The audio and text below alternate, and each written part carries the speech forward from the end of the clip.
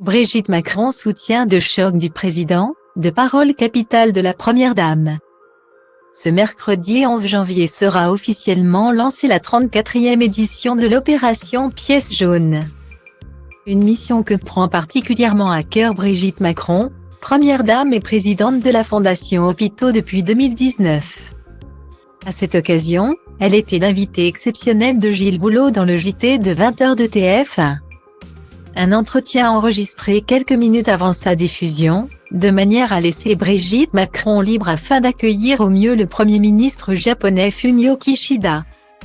Gilles Boulot a enchaîné les questions concernant cette mission à venir et a naturellement abordé les sujets d'actualité brûlants qui secouent la société. Encore une fois, Brigitte Macron a brillé par son intelligence et sa répartie. Par sa prestance et le soutien infaillible qu'elle porte à son époux depuis qu'il a été élu président de la République en 2017. Mais pour autant, loin d'elle l'idée de guider de quelque façon que ce soit le chef d'État. Style Diva place Holdé à 1 et à 1, 8 300 px, minimum et 250 px, at media screen end, minimum 8 990 px, div. À place Holdé à 1 et à 1, 8 620 px, minimum et 350 px, style. Face à la tempête que provoque la réforme des retraites auprès des Français, Brigitte Macron a joué les médiatrices, j'entends les critiques.